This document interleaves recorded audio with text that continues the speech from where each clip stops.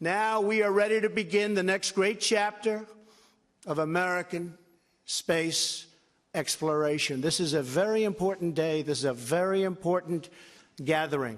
In every way, there's no place like space. That was President Trump on Tuesday reaffirming his desire to return America to the forefront of space exploration. The president signed a directive ordering traffic system for objects in space. Joining me right now is Vector CEO Jim Cantrell. Jim, it's good to see you. Thanks so much for joining us. Can you tell us a little more about what this order will actually do? It's interesting. Yeah, so it's similar to how the FAA manages aircraft in space, or in the air. The idea is to manage the flight of satellites in space. So there's been occasionally collisions of satellites in space. It's an enormous volume of place out there that the satellites fly through, but occasionally they hit each other. So there's a deconfliction, if you will, over the orbits of these spacecraft that needs to happen. Those satellites I mean, what other space objects will Spent boosters. So those are the big offenders, as it turns out, in hitting things because they're so big. And like Iridium, for example, the telephone network satellite system got hit by a Soviet booster about 7 or 8 years ago, completely destroyed the satellite, and it creates secondary debris, which then, ups the amount of objects in space. So will this debris eventually fall into the atmosphere and burn up, or is there a way to, I know there's no way right now to go clean it up, but it poses a threat to other satellites? So that's a good question. If you're below about 500 kilometers, and that may not mean a lot to the viewers, but if you're close enough to the Earth, the atmosphere is still there, and it actually creates friction and drags the satellites back in within anywhere from weeks to years. And we see this with like re-entering space stations and things like that.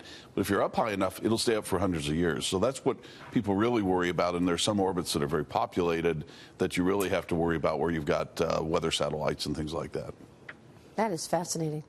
No, go ahead. Yeah, I know the president on Tuesday announced the formation of the 6th branch of the military. He's calling it the Space Force. Yeah. What's your take on that? So I'm parting ways with the president on this one. I don't think it's advisable for 3 reasons. One, I'm a minimal government kind of person, and so another branch of the military is not what I want to see. Number 2, I think it sends the wrong message that we plan to conduct warfare in space. And I don't think that war in space is in anybody's interest, whether you're Republican, Democrat, or otherwise.